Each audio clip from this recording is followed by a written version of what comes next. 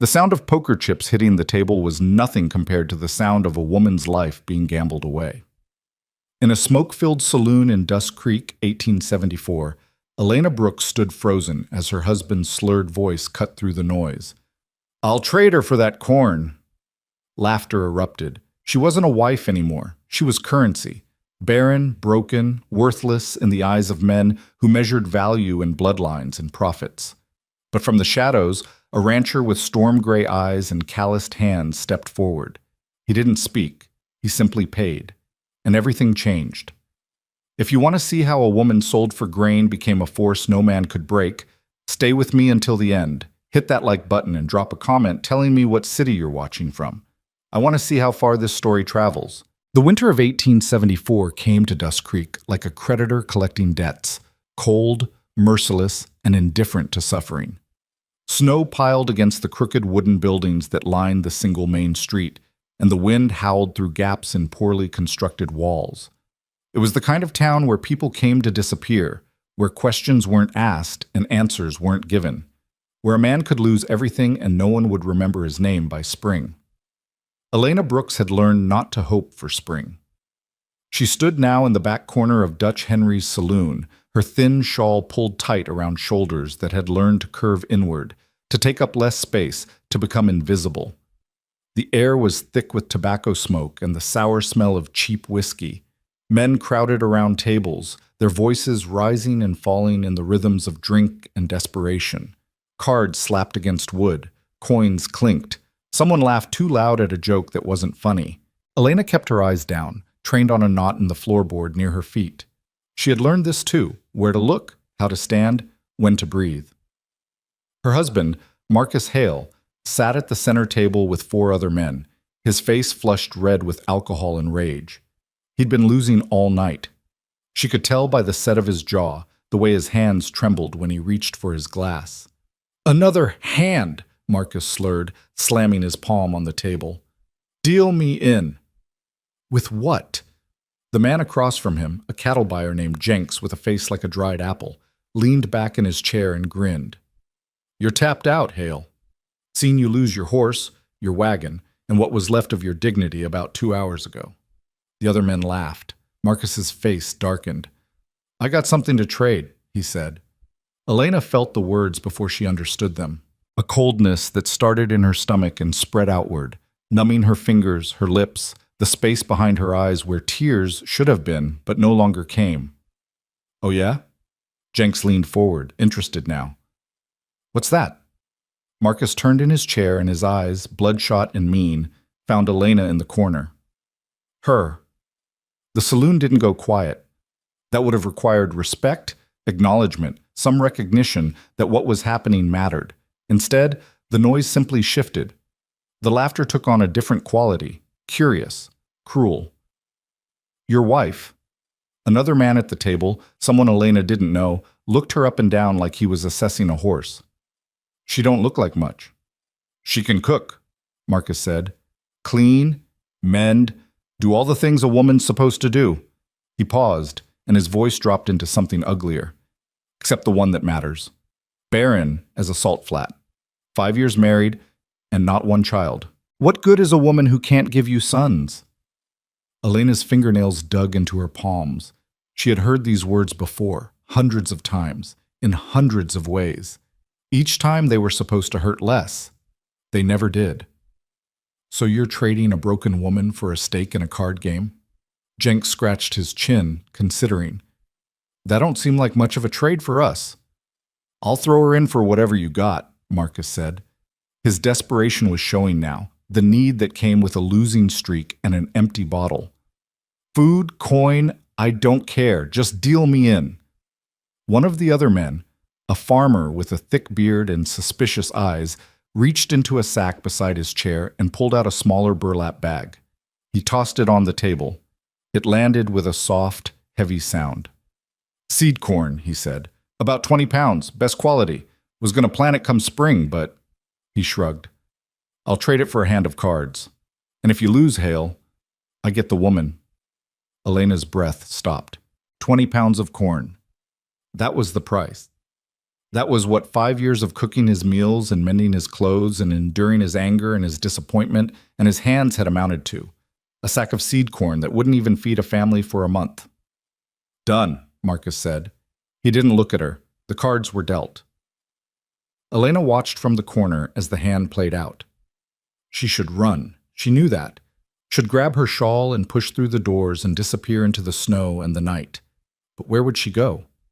She had no money, no family, no prospects.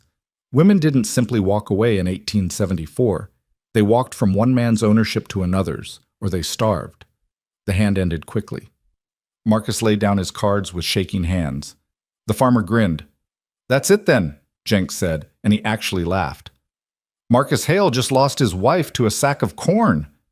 "Fetch her over here," the farmer said, waving his hand like he was summoning a dog. "Let me see what I bought." Elena's legs wouldn't move. She stood locked in place, her mind screaming at her body to do something, anything, but the commands wouldn't translate into action. "You deaf woman?" The farmer's voice sharpened. "Get over here." Marcus stood, wobbling slightly, and started toward her. His hand reached out, and Elena flinched before she could stop herself. He grabbed her arm, not gently, and began pulling her toward the table. "She's stubborn," Marcus said. "You'll have to beat that out of her." They were halfway across the saloon floor when a voice cut through the noise. "Hold on." Everyone turned. A man had been sitting alone at a table near the door, so still and quiet that Elena hadn't noticed him until now. He stood slowly, unfolding to a height that made the other men look small. He was broad-shouldered and lean, dressed in a worn canvas coat and a hat that shadowed his face. When he stepped into the lamplight, Elena saw eyes the color of storm clouds, gray and steady and unreasonably calm. "Game's over," the farmer said. "Transaction's done." The stranger looked at Elena for a long moment, then at Marcus's hand gripping her arm. "What's the price?" he asked. His voice was quiet, but it carried. There was something in it that made men listen, not threat exactly, but the promise of consequence. "She's bought and paid for," the farmer said, but uncertainty crept into his voice. "I'll pay double," the stranger said. 40 pounds of corn, or the cash equivalent, right now." The farmer hesitated. Elena could see the calculation in his eyes, pride versus profit. Marcus had already released her arm and stepped back, the coward's retreat. "Why would you do that?" Jenks asked, suspicious. "You don't even know her." The stranger reached into his coat and pulled out a leather billfold. He counted out bills onto the farmer's table, more money than Elena had seen in months. "That cover it?" The farmer looked at the money, then at Elena, then back at the money. Pride lost. He scooped up the bills. "She's yours." The stranger pocketed his billfold and turned to Elena. Up close, she could see the weathering on his face, the sunlines around his eyes, the scar that cut through his left eyebrow. He was older than Marcus by perhaps 10 years, maybe 40 or 45, but he carried himself like a man who had earned every year.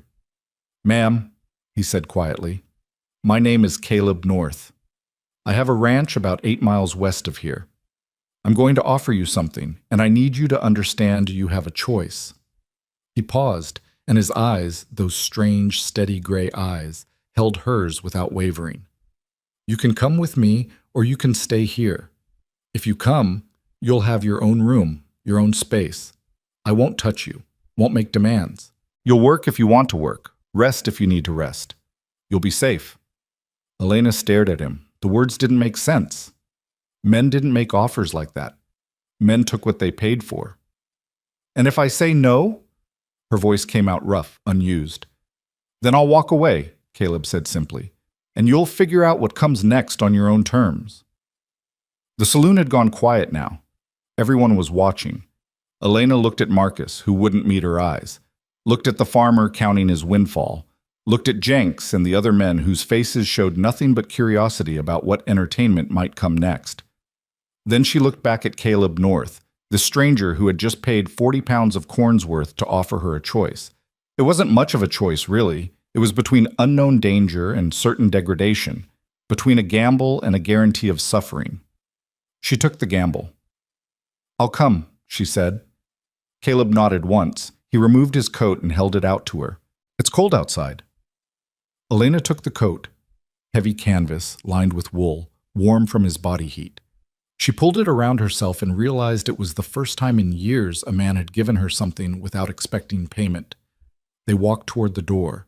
Behind them, Marcus's voice rose, petulant and slurred. "You're making a mistake, Elena. You think he's better than me? He'll figure out you're broken soon enough." Elena didn't turn around. Caleb held the door open for her, and she stepped out into the winter night. The cold hit her like a fist, but the coat blocked most of it. Snow fell in steady sheets, and the wind carried ice. Caleb led her to where a large bay horse stood tied at the hitching post, patient and calm despite the weather. "His name is Samson," Caleb said, untying the reins. "He's gentle. I'm going to help you up, if that's all right." Elena nodded. She was still waiting for the trap to spring, for kindness to reveal its cost. Caleb laced his fingers together and boosted her into the saddle, then swung up behind her. He reached around her for the reins, careful not to let his arms press against her, maintaining a space between them even as they shared the horse. "It's about an hour's ride," he said. "You warm enough?" Yes. It was the truth. She was warmer than she'd been in months. They rode out of Dust Creek in silence, leaving behind the lights and the laughter and the smoke. The snow fell heavier, covering their tracks almost as soon as they made them. Elena watched the town disappear behind them and felt something she didn't recognize at first. It took almost a mile before she understood it was relief. "Why did you do that?" she asked finally, her voice barely carrying over the wind. Caleb was quiet for so long she thought he might not answer. When he spoke, his voice was thoughtful, measured. "I had a sister once, younger than me. When I was 19 and she was 16, our parents died. Cholera. I was working a ranch up north, trying to save enough to buy my own land. By the time I got home, she was gone. Not dead, sold. Our uncle sold her to a trapper for $30 and a winter's worth of furs. Said she was just a burden he couldn't afford to feed." Elena felt the story in her chest, heavy and familiar. "I looked for her," Caleb continued. "Spent 2 years tracking that trapper across 3 territories. Found him eventually, living in a shack up in the Montana hills. Found her grave behind it. She'd been dead 6 months. He said she fell. I didn't believe him, but there was nothing to do about it by then." "I'm sorry," Elena said. "I learned something from that," Caleb said. "Learned that women get treated like property because men let it happen. Because we participate in it, profit from it, or just stand by and watch. I decided I wouldn't be that kind of man anymore." He paused. "So when I heard that transaction happening tonight, I couldn't walk away. Wouldn't be able to live with myself if I did." They rode in silence for a while longer. Elena thought about choices and costs, about the difference between rescue and respect, about the fact that Caleb had given her a choice, had told her she could refuse even though he'd already paid. That mattered, more than she knew how to express. The ranch appeared gradually through the snow, first just darker shapes in the darkness, then resolving into a large barn, a stable, a main house, and 2 smaller structures. Caleb guided Samson toward the barn and dismounted, then helped Elena down. "Stable's warmer than the house right now," he said. "I'll get the fire going inside, but it'll take a few minutes. You can wait here with Samson while I get things ready, or come inside if you'd rather." "I'll wait," Elena said. She wasn't quite ready yet to enter a strange man's house, even one who had been kind so far. Caleb nodded like he understood. He showed her where he kept the horse brushes and feed, explained Samson's routine, then headed toward the house. Elena stood in the barn with the big bay horse, listening to him eat, feeling the warmth from his body, and trying to process what had just happened. She had been sold, bought, traded like corn or cattle or any other commodity, and yet somehow she felt less like property now than she had in the 5 years of her marriage. When Caleb returned to fetch her, smoke was rising from the house's chimney. "Fire's going," he said. "I've got the guest room ready for you. There's a lock on the inside of the door. I'll show you how it works. Tomorrow I can rig something more secure if you want it." He led her into the house, and Elena's first impression was of space and simplicity. The main room held a large fireplace, a solid table with 4 chairs, a counter and dry sink along one wall. Everything was clean but worn, functional rather than decorative. The kind of place built by someone who lived alone and didn't bother with comforts, that required effort. "This way," Caleb said, and led her down a short hallway to a small room. It held a narrow bed, a chest of drawers, a chair, and a small window. Simple, but clean. The sheets on the bed looked freshly washed. Caleb pointed to the door. "This is the lock. It's a slide bolt. You push it closed from the inside and nothing can open the door from outside. Not even me. You control who comes in this room. Understood?" Elena nodded, her throat tight. "There's a pitcher and basin on the dresser for washing," Caleb continued. "I'll bring you some warmer clothes tomorrow. I've got some things from—" He hesitated. "From my sister. They've been packed away, but they're clean. Should fit you well enough until we can get you something proper." "Thank you," Elena managed. Caleb moved toward the door, then paused. "I know you don't have any reason to trust me, Mrs. Brooks. I know that everything you've experienced probably tells you that kindness has a price. But I want to be clear. I'm not expecting anything from you. Not labor, not anything else. You take whatever time you need to figure out what you want. If that's leaving, I'll help you get wherever you want to go. If it's staying, you'll stay on your own terms. That's the agreement." He left before she could respond, pulling the door closed behind him. Elena stood alone in the small room, staring at the slide bolt. Slowly, she reached out and pushed it closed. The sound it made, solid, final, secure, was the most beautiful thing she'd heard in years. She sat on the edge of the bed, still wearing Caleb's coat, and let herself cry for the first time since Marcus had stood up in that saloon and announced her worthlessness to a room full of strangers. She cried for the woman she'd been, for the life she'd lost, for the years spent trying to be enough for a man who would never see her as more than a failed vessel for his children. And when the tears finally stopped, she lay down on the clean sheets and slept more deeply than she had in 5 years. Morning came cold and clear. Elena woke to sunlight streaming through the small window and the smell of coffee. For a moment she didn't remember where she was. Then it all rushed back. The saloon, the corn, Caleb North. She got up and opened the slide bolt quietly, listening. From the main room came the sounds of someone moving around, the clank of metal on metal, wood being added to a fire. She used the basin to wash her face and hands, tried to smooth her dress, still wearing the same one from last night, and ventured out into the hallway. Caleb stood at the counter, cutting bread. He changed into a clean shirt, and his hair was damp like he'd washed. When he heard her, he turned and nodded. "Morning," he said. "Coffee's hot if you want some. Breakfast is nothing fancy. Bread and butter, some eggs if you're hungry." "Coffee would be good," Elena said. He poured her a cup from a blue enamel pot and set it on the table. Elena sat, wrapping her hands around the warm mug, and watched him work. His movements were efficient, practiced, a man used to caring for himself. "I've got some things to do this morning," Caleb said, setting a plate of bread and a small pot of butter on the table. "Need to check on the cattle, make sure they weathered the storm all right. Probably take me a few hours. You're welcome to stay inside where it's warm, or look around if you want. There's more coffee in the pot." "I could help," Elena heard herself say. Caleb looked at her, surprised. "You don't have to do that." "I know," Elena said. "But I'd like to, if that's all right." Something shifted in Caleb's expression. Not quite a smile, but close. "All right then. But we'll need to get you dressed warmer. That dress won't do anything against the cold." He disappeared into another room and returned with an armful of clothes. Heavy wool pants, a thick shirt, a lined vest, sturdy boots.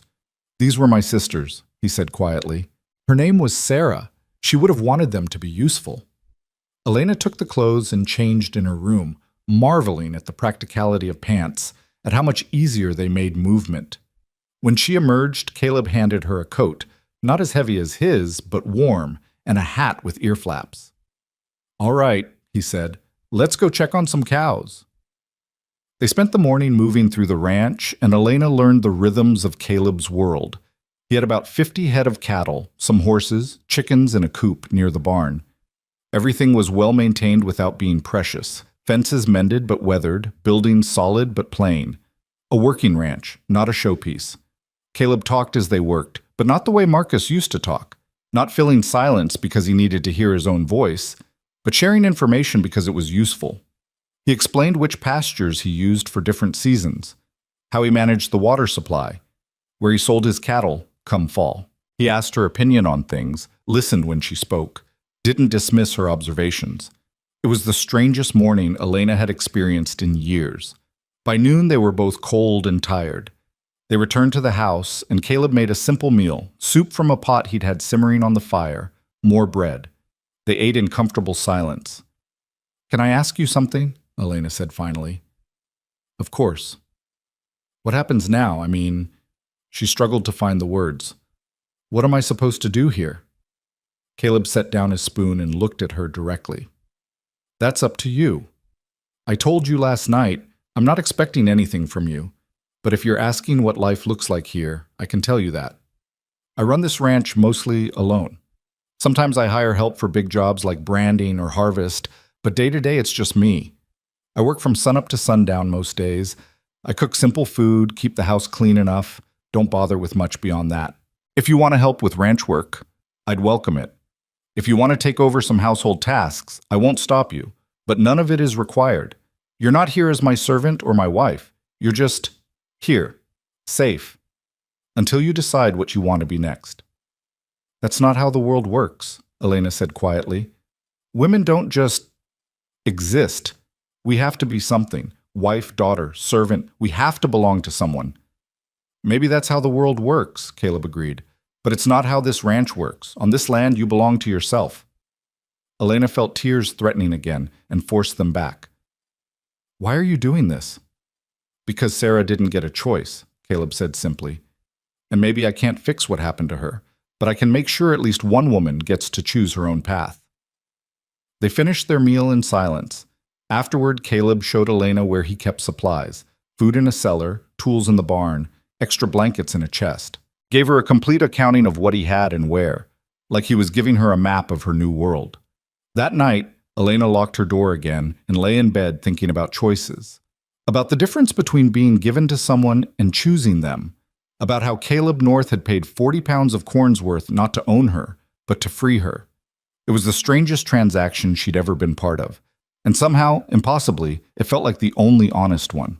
The first week passed like a held breath, careful, measured, waiting for something to break. Elena woke each morning to the sound of Caleb moving quietly through the house, building up the fire, setting coffee to boil. She would lie in her locked room, listening to these sounds, trying to decode them, searching for the moment when kindness would reveal its true cost. It never came. By the 8th day, she stopped locking the door at night, not because she trusted completely, but because her hands were tired of reaching for that bolt, and some part of her, small and cautious but growing, wanted to believe that maybe, just maybe, Caleb North meant what he said. The rhythm of ranch life became familiar through repetition. Caleb rose before dawn and worked until the light failed, moving through his tasks with the steady efficiency of someone who had long ago accepted that survival required consistency. Elena found herself falling into step beside him, not because he asked, but because idleness felt more dangerous than labor. At least when her hands were busy, her mind couldn't spiral into the dark places where questions lived. They worked mostly in silence those first weeks. Comfortable silence, the kind that didn't need filling.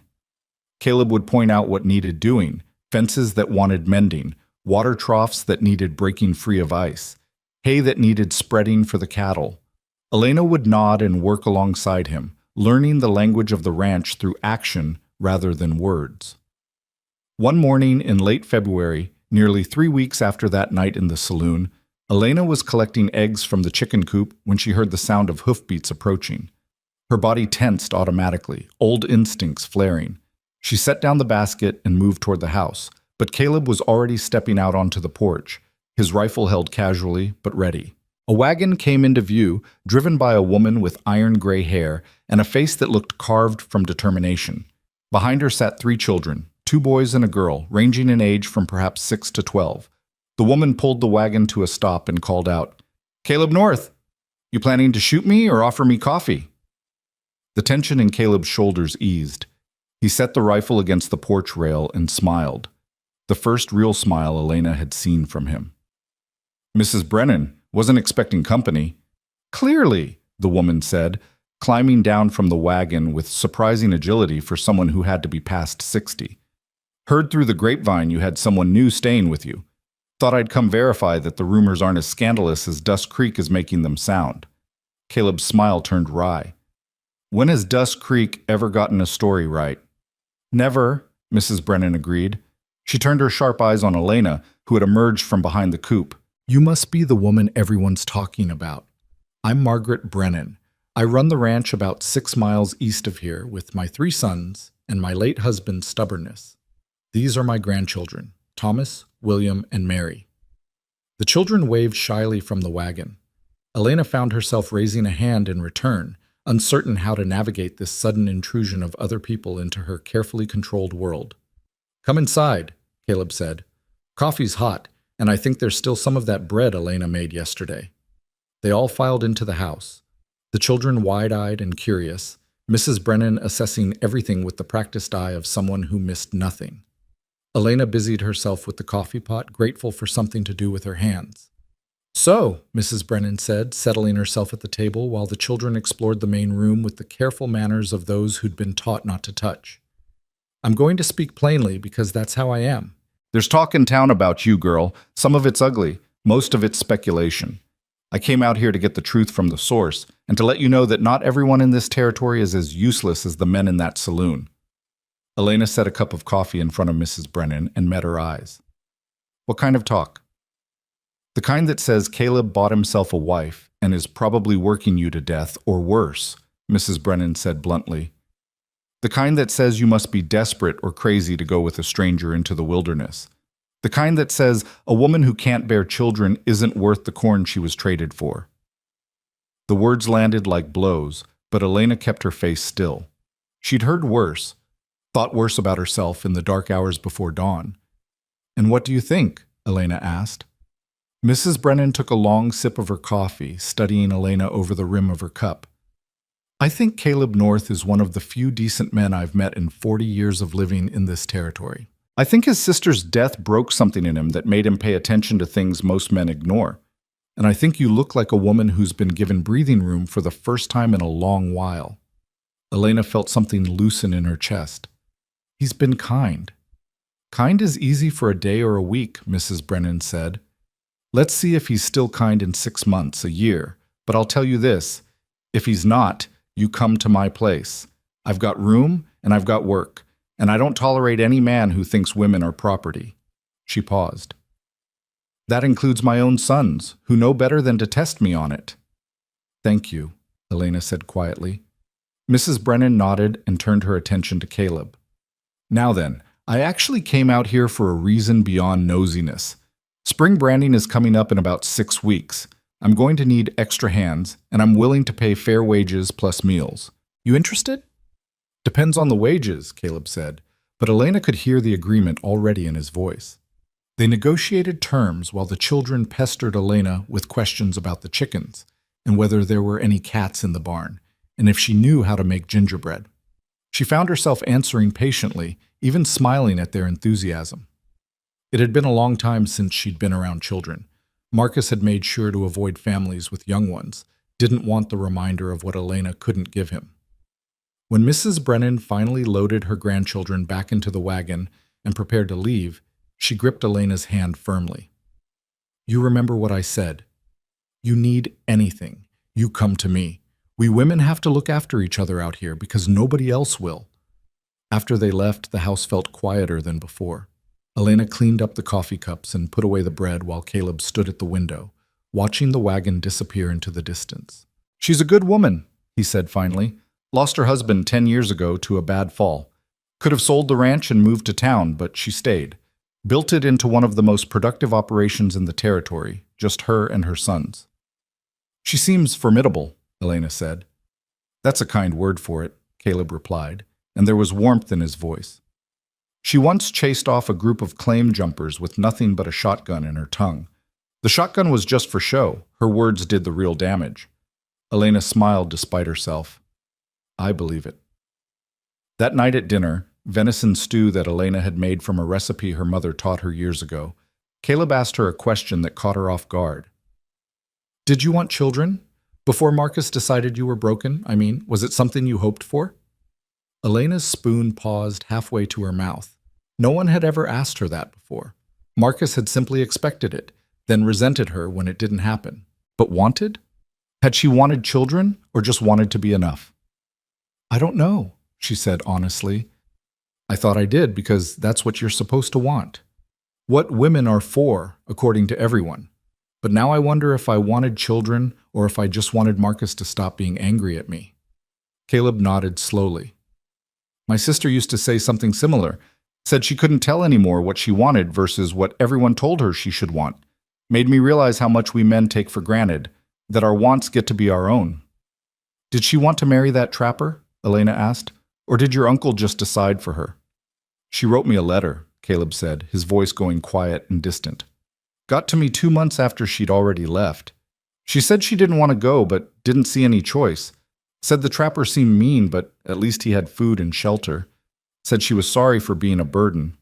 He stood and carried his bowl to the counter, his back to Elena. She was 16 years old and she apologized for existing, for needing food and space and care. That's what the world does to women, makes them apologize for having basic needs. Elena felt tears pricking her eyes but forced them back. What was her name? You said Sarah, but tell me about her. What was she like? Caleb turned, surprised by the question, then thoughtful.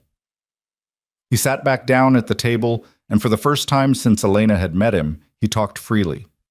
Told stories about Sarah as a child, how she used to follow him around the farm, asking endless questions, how she loved horses and could gentle even the most skittish colt, how she had a laugh that sounded like water over rocks, bright and clear, how she'd been teaching herself to read from an old primer their mother had kept, sounding out words by candlelight after their parents had gone to bed. She was smart, Caleb said.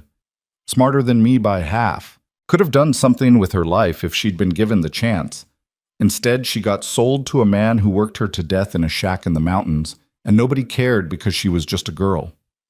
You cared, Elena said. Not soon enough, Caleb replied. Not when it mattered. They sat in silence after that, the weight of old grief settling between them like snow. But it wasn't an uncomfortable silence. It was the silence of shared understanding, of two people who knew what it meant to be shaped by loss. The weeks rolled forward into March, and the land began to show signs of waking. The snow receded gradually, revealing brown grass and muddy earth. The cattle grew restless in their winter pastures. The chickens laid more eggs, and Elena found herself settling into a life she hadn't known was possible. She took over the cooking without being asked, but because she enjoyed it, enjoyed having access to a properly stocked pantry, enjoyed the challenge of creating something good from simple ingredients. Caleb praised her food with genuine appreciation, never taking it for granted. She mended his clothes because she noticed they needed it, not because he demanded it. She organized the house slowly, finding places for things, creating systems that made daily life easier. And Caleb never once treated any of it as expectation or obligation. He thanked her for every meal, told her she didn't have to if she didn't want to, offered to do tasks himself if she was tired. It was so foreign to her experience of men that she kept waiting for the reality to assert itself, for him to slip and reveal what he really expected from her. One evening in mid-March, a storm rolled in fast and hard, the kind that made the house shudder and the windows rattle. They'd spent the afternoon securing everything outside, bringing the horses into the barn, making sure the cattle had access to shelter. By the time they got back to the house, they were both soaked and shivering. Elena changed into dry clothes in her room and emerged to find Caleb building up the fire, still in his wet shirt. You should change, she said. You'll catch cold. Will in a minute, he said. Want to get this fire going first. But 15 minutes later, he was still in the wet clothes, focused on preparing dinner. Elena watched him, saw the way he was starting to shiver, and felt something shift in her, not attraction exactly, but a kind of exasperated fondness that surprised her. Caleb North, she said firmly.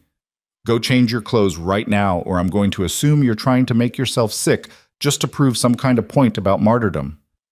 He looked at her, startled, then laughed, a real laugh that transformed his usually serious face. Yes, ma'am, he said, and disappeared into his room. When he returned in dry clothes, Elena had taken over the dinner preparation. She handed him a cup of hot coffee laced with honey. Drink this, and next time I tell you to take care of yourself, listen the first time. You sound like Sarah, Caleb said, but there was no sadness in it this time, just warmth. They ate dinner while the storm raged outside, and somehow the conversation turned to their childhoods, the things they remembered, the moments that shaped them. Elena found herself telling stories she hadn't thought about in years, about her mother teaching her to make bread, about sneaking out to watch meteor showers with her older brother, about the time she'd tried to rescue a baby bird and ended up with a barn full of cats trying to eat it. Caleb told her about learning to break horses from his father, about the first time he'd successfully delivered a calf, about the summer he and Sarah had built an elaborate fort in the hayloft that had promptly collapsed the first time it rained. They laughed together, and Elena realized it was the first time she'd laughed, really laughed, in years. The sound felt strange coming from her throat, rusty and unpracticed, but good. "Can I ask you something?" Caleb said when the laughter had faded into comfortable quiet. "Of course. What happened with Marcus? I mean, I know what happened at the end, but how did you end up married to him in the first place?" Elena wrapped her hands around her coffee cup, gathering her thoughts. "I was 18. My parents had died the year before. Consumption took them both within weeks of each other.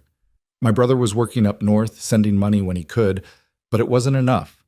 Marcus came through town with a cattle drive. He was handsome, charming, full of plans and promises. He said he wanted to settle down, start a family, build something permanent. I thought," she paused, "I thought he would take care of me. Thought I'd found someone safe." "When did it change?" Caleb asked gently. "About 6 months after we married. I wasn't pregnant yet, and he started making comments. Little things at first, jokes about my cooking, observations about other women who already had babies. Then it got meaner. By the end of the first year, everything I did was wrong. I couldn't cook right, couldn't clean right, couldn't satisfy him, and definitely couldn't give him the sons he wanted." Elena's voice had gone flat, the way it did when she talked about things that hurt too much for emotion. "He started drinking more, started going into town and not coming back for days. When he was home, he was either angry or indifferent. I learned to make myself small, to stay out of his way, to not want anything or need anything, to just exist without taking up space." "That's not existing," Caleb said quietly. "That's just surviving." "Is there a difference?" "Yes," Caleb said firmly. "Existing means you get to want things, to have opinions and preferences and needs. Surviving is just making it through until tomorrow. You've been surviving for 5 years, Elena. You deserve the chance to exist." She looked at him across the table, this man who had bought her freedom with 40 pounds of corn's worth and never once asked for anything in return. "I don't know how anymore." "Then we'll figure it out," Caleb said. "One day at a time. No pressure, no expectations, just figuring it out." The storm passed in the night, and morning came clear and bright. Elena woke to the sound of someone singing, a rough, untrained voice carrying a tune she didn't recognize. She opened her door and found Caleb at the stove, making breakfast and singing quietly to himself. He turned when he heard her and had the grace to look embarrassed. "Sorry, didn't mean to wake you." "You didn't," Elena said. "I didn't know you could sing." "I can't, really, but Sarah used to say that singing while you work makes the work go faster, so I got in the habit." He flipped something in the pan. "Pancakes this morning, if that's all right. Figured we both earned something better than porridge after yesterday." They ate pancakes with butter and the last of some preserves Mrs. Brennan had brought by on her visit.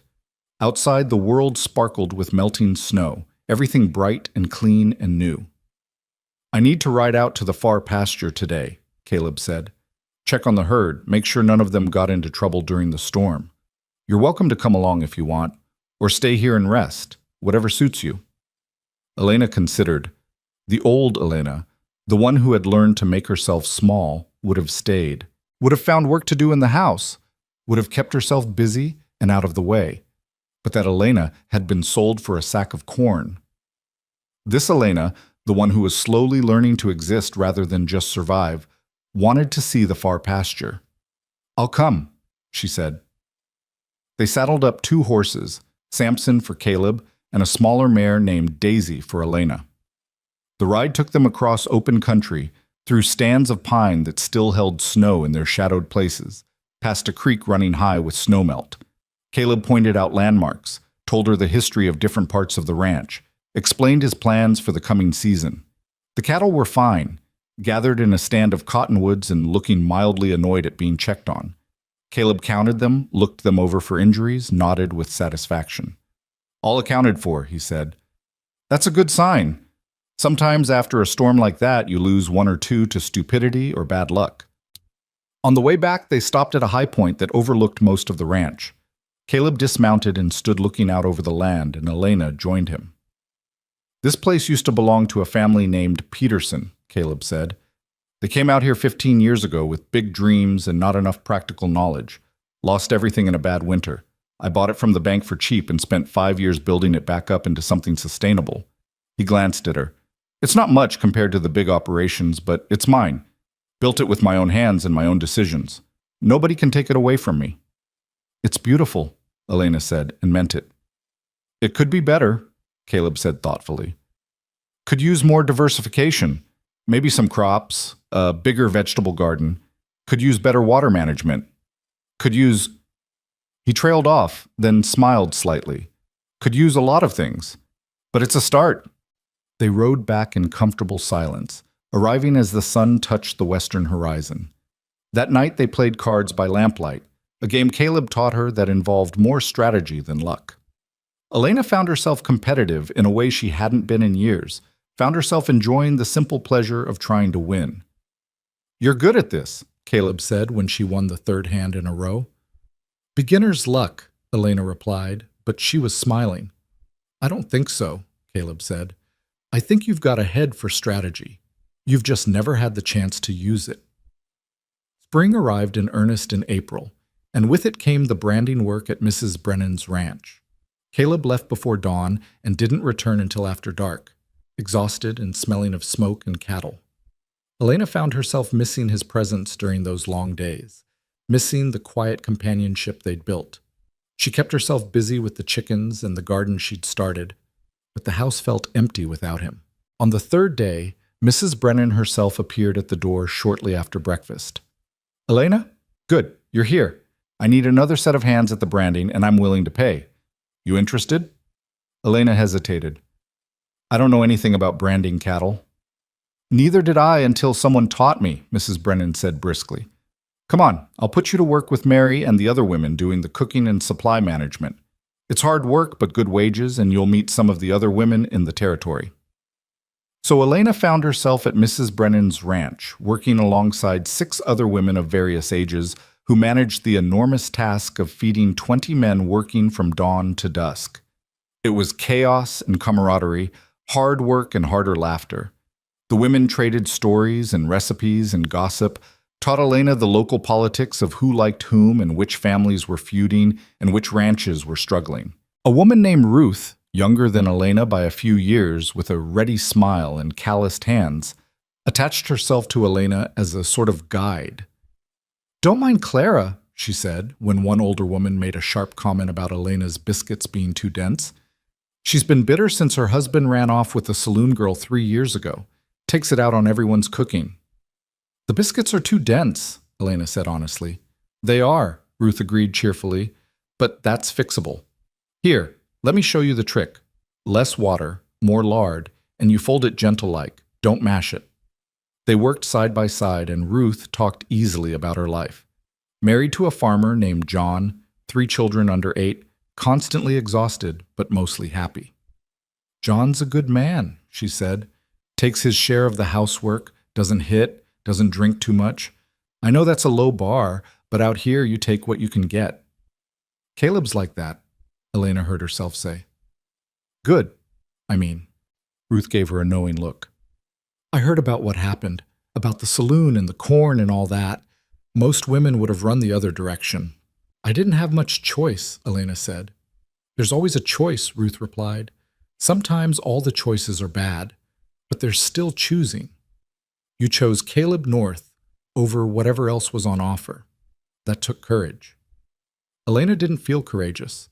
She felt like someone still waiting for the trap to spring, for the cost to come due. But she didn't say that to Ruth.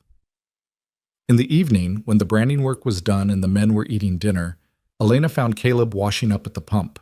He looked exhausted, his shirt stained with sweat and dirt, his hands raw from rope and leather. "Hey," she said softly.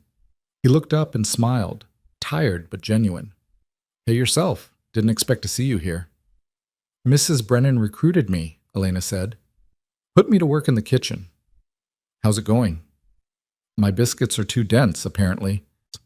Caleb laughed, and the sound was warm in the cooling evening air. "I like your biscuits." "You're biased," Elena said, but she was smiling. "Come on, let's get you fed before someone else eats your share." They sat together at the long tables Mrs. Brennan had set up in her yard, surrounded by 20 other people eating and talking and laughing. Elena felt Caleb's presence beside her like an anchor, solid and steady. At one point, his hand brushed hers, reaching for the breadbasket, and instead of flinching away, Elena found herself letting the contact linger for just a moment. It was such a small thing, but it felt enormous.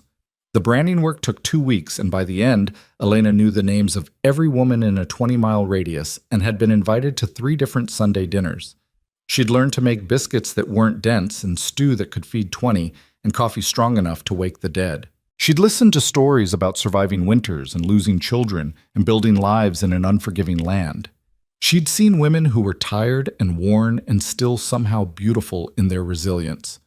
On the last day, Mrs. Brennan paid her in cash, more money than Elena had ever held in her life.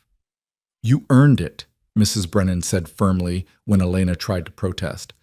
"And I want you to know that if you ever need work, my door's open. You've got good hands and a steady head. That's worth more than most people realize." Caleb and Elena rode back to the ranch together in the late afternoon, both tired but satisfied. The land was green now, transformed by spring, and the air smelled like growing things. "Thank you," Elena said as they approached the house. "For what?" "For letting me come with you, for not keeping me locked away like some kind of secret." Caleb reined in Samson and turned to look at her. "Elena, you're not my secret. You're not my possession. You're a woman living on this ranch of her own choice. And anyone who has a problem with that can take it up with me. But you don't belong in shadows. You never did." Elena felt something crack open in her chest. Not breaking, but opening, like ice giving way to spring water. "I'm starting to believe that," she said quietly. "Good," Caleb said, and then, even quieter, "That's real good." That night, for the first time since arriving at the ranch, Elena left her door open while she slept. Not locked, not barred, just open. It was a small gesture, but it felt like trust. And in the morning, when she woke and padded out to the kitchen, she found that Caleb had left coffee warming on the stove and a note beside it in his careful handwriting. "Gone to check the north fence. Back by noon. There's bread in the box and jam in the cellar. Take what you want. See. Take what you want." Elena read those words 3 times, letting them settle into her bones. Then she poured herself coffee, cut a thick slice of bread, and sat at the table in a house that was starting to feel like home, learning slowly what it meant to want things again. The wanting started small and grew like prairie grass after rain, quiet at first, then everywhere Elena looked. She wanted coffee in the morning without asking permission, wanted to plant tomatoes in the south corner where the sun hit longest, wanted to rearrange the pantry so the things she used most were within easy reach, wanted to sit on the porch in the evening and watch the sky change colors without wondering if someone would punish her for idleness.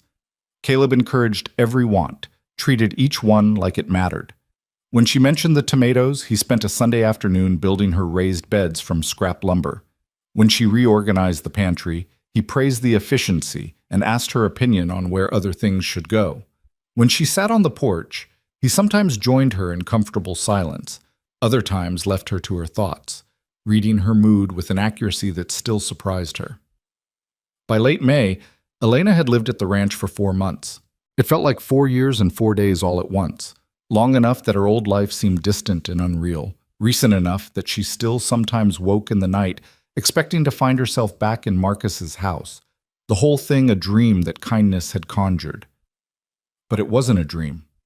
It was real, solid, built from quiet mornings and shared work and the slow accumulation of small freedoms that added up to something she was almost ready to call happiness. The threat arrived on a Tuesday afternoon in early June. Riding a half-lame horse, and carrying the stink of cheap whiskey and cheaper desperation. Elena was in the garden pulling weeds when she heard the hoofbeats. She straightened, shading her eyes against the sun, and felt her stomach drop when she recognized the rider. Marcus Hale looked worse than when she'd last seen him. Thinner, meaner, with the hollowed-out eyes of a man who'd been losing for so long he'd forgotten what winning felt like. He reined in his struggling horse at the edge of the garden and stared down at her. "Well now," he said, his voice slurred even in the bright light of afternoon. "Don't you look comfortable? Playing house with your new man." Elena's hands tightened on the weeding fork she'd been using. "What do you want, Marcus?" "What do I want?" He laughed, bitter and sharp. "I want what's mine. I want my wife back." "I'm not your wife anymore," Elena said, keeping her voice steady even though her heart was hammering. "You sold me, remember? For a sack of corn." "That wasn't legal," Marcus said, swinging down from his horse with the unsteady grace of the perpetually drunk. "Man can't sell his wife. That was just a transaction between men. But you're still married to me, Elena, still bound by vows, whether some rancher paid for you or not." "Those vows ended the moment you decided I was worth less than seed corn," Elena said.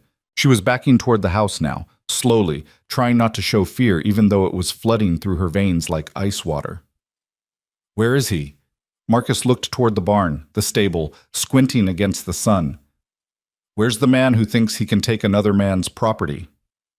"I'm not property," Elena said, and her voice came out stronger than she felt. "Not yours, not his, not anyone's." "Is that what he told you?" Marcus took a step closer, and Elena could smell him now, sweat and alcohol and something rancid underneath. "That you're free? That you get to choose?" "Women don't choose, Elena. You should have learned that by now." The kitchen door opened and Caleb stepped out onto the porch. He must have heard the voices, the threat in them. He held no weapon, but his presence alone made Marcus stop advancing. "You need to leave," Caleb said quietly. "Right now." "That's my wife," Marcus said, pointing at Elena with a hand that shook. "You had no right to take her." "I didn't take her," Caleb replied, his voice still calm but with steel underneath. "You threw her away. I offered her a choice. She took it. That's the end of the story." "The hell it is." Marcus's hand dropped to his belt, and Elena saw with sickening clarity that he was wearing a gun, old and poorly maintained but still deadly. "I want her back, now. And I want compensation for the months you've been using what belongs to me." "She doesn't belong to you," Caleb said, and he was moving now, stepping down from the porch, positioning himself between Marcus and Elena.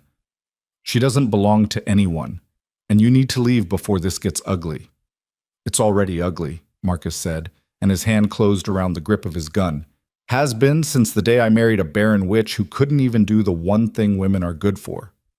Elena felt the words like blows, old and familiar, designed to make her small. But something had changed in 4 months of being treated like she mattered. The words still hurt, but they didn't shrink her. "You're drunk," Caleb said, "and you're making threats you're going to regret.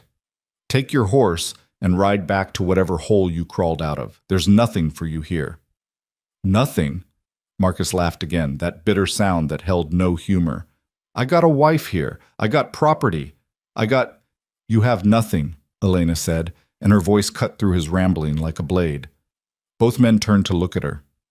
"You have nothing, Marcus, because you threw away everything that mattered. You had a wife who cooked your meals and cleaned your house and tried her best to make you happy. You had someone who wanted to love you, and you traded all of that for corn because I couldn't give you sons, because my body didn't work the way you wanted it to." She was moving forward now, past Caleb, past fear, past the old instinct to make herself small. "I spent 5 years apologizing for existing, 5 years trying to be enough for a man who would never see me as anything but a failure. And you know what I learned, Marcus? I learned that I was never the failure. You were." Marcus's face darkened with rage. "You don't talk to me like that. You're my wife." "No," Elena said firmly. "I'm not. Maybe legally on some piece of paper somewhere, but in every way that matters, I stopped being your wife the moment you sat down at that poker table and decided I was worth less than seed corn. You ended our marriage, Marcus. You, not me, not Caleb. You." "You think he's better than me?" Marcus's voice was rising now, getting louder and more dangerous. You think he wants you for anything other than what I wanted? He's using you, Elena. Soon as he figures out you're broken, he'll throw you away too. He already knows, Elena said quietly. I told him the first week I was here. And you know what he said? He said it didn't matter. Said I wasn't defined by what I couldn't do. Said I got to decide who I was and what I wanted. She paused. That's the difference between you and him, Marcus. He sees me as a person. You only ever saw me as a tool that didn't work right. Marcus's hand tightened on his gun, and Elena saw the decision forming in his alcohol-soaked brain before he fully made it. She saw his fingers start to move toward the trigger, saw the angle of the barrel rising, saw Caleb tense to move, and she stepped forward directly into Marcus's line of fire. Elena, no! Caleb's voice was sharp with alarm, but Elena didn't move. She stood between her past and her future, between the man who had broken her and the man who had helped her rebuild. And she looked Marcus Hale straight in his bloodshot eyes. If you're going to shoot someone, she said clearly, shoot me, because I'm the one who chose to leave. I'm the one who decided I'd rather take my chances with a stranger than spend one more day being treated like I was worthless. I chose this, Marcus. I chose him over you. I chose a future where I get to exist as something more than your disappointment. Get out of the way, Marcus said, but his hand was shaking worse now. No, Elena said. You want me back? Then you're going to have to drag me. You want to punish Caleb for giving me a choice? Then you're going to have to go through me first, because I'm not going to stand aside and let you destroy the first good thing that's happened to me in years. For a moment, everything hung suspended. The sun beat down hot on their heads. A meadowlark called from somewhere in the distance. Marcus's horse shifted and snorted, and three people stood locked in a moment where anything could happen. Then Marcus pulled the trigger. The shot went wild, whether because his hand was shaking or because at the last second even he couldn't shoot the woman he'd once promised to love. Elena would never know. The bullet whined past, missing her by feet, and before Marcus could aim again, Caleb was on him. They went down hard, rolling in the dirt, grappling for the gun. Elena heard herself screaming, not words, just sound, and then suddenly there were more people there. Mrs. Brennan and her oldest son Thomas appeared from around the barn, where they'd apparently been visiting. Thomas pulled Caleb off Marcus while Mrs. Brennan kicked the gun away from Marcus's reaching hand. Enough! Mrs. Brennan's voice cracked like a whip. Everybody stop moving, right now! They froze. Marcus lay in the dirt gasping, blood running from his nose where Caleb had hit him. Caleb stood with Thomas's hands on his shoulders, breathing hard, his eyes wild. Elena realized she was shaking, her whole body trembling with adrenaline and shock. Mrs. Brennan picked up Marcus's gun with the casual competence of someone who'd handled firearms her whole life. She checked the chamber, removed the remaining bullets, and tucked both into her apron pocket. Then she looked down at Marcus with an expression of pure disgust. Marcus Hale, she said, you're dumber than a box of rocks and twice as useless. You just tried to shoot a woman in front of witnesses. That's attempted murder, in case your pickled brain can't work that out. She's my wife, Marcus wheezed. I got a right. You have no rights here, Mrs. Brennan said flatly. Thomas, go fetch the sheriff. Tell him we've got a man who needs arresting for attempted murder and making threats with a deadly weapon. Go on, boy. Thomas took off at a run toward the barn where his horse was tied. Mrs. Brennan turned her attention to Elena. You all right, child? Elena nodded, not trusting her voice. Mrs. Brennan pulled her into a brief, fierce hug. That was either the bravest or the stupidest thing I've ever seen a woman do. Maybe both. But you stood your ground, and that counts for something. Caleb was at Elena's side now, his hands hovering near her shoulders like he wanted to touch her, but wasn't sure if he should. You could have been killed, he said, and his voice was raw. Elena, you can't. You shouldn't have. I had to, Elena said simply. He was going to shoot you. Better me than you, Caleb said fiercely. No, Elena said, and she was surprised by how certain she sounded. Not better you. I chose this life, Caleb. I chose you. I wasn't going to stand by and watch him destroy it without fighting back. They stared at each other for a long moment, something shifting between them, something that had been building for months finally crystallizing into clarity. But before either could speak, Mrs. Brennan cleared her throat. "We've got a situation to handle first," she said practically. "Romance can wait until after we've dealt with this piece of human garbage." Marcus tried to sit up, but Mrs. Brennan put her boot on his chest. Not hard enough to hurt, but firmly enough to keep him down. "You stay right there. Sheriff's coming, and you're going to answer for what you did here today." "I didn't do anything," Marcus protested. "I just wanted my wife back." "You drew a weapon and fired at an unarmed woman," Mrs. Brennan said. "That's not nothing, you fool. That's years in prison if the judge is feeling merciful. Hanging if he's not." The color drained from Marcus's face as the reality of his situation finally penetrated the alcohol. "It was an accident. The gun went off." "The gun went off because you pulled the trigger," Caleb said coldly. "I was watching. We all were watching. You aimed at Elena and you fired. That's not an accident. That's attempted murder." Marcus started crying then, messy and pathetic, pleading with Elena to tell them it wasn't true, to say it was a mistake, to forgive him one more time. Elena looked down at the man she'd once promised to love and honor, reduced now to tears and snot and desperate bargaining, and felt nothing. Not anger, not pity, not even satisfaction, just a kind of distant certainty that this part of her life was over. "I won't lie for you," she said quietly. "Not anymore. Not ever again."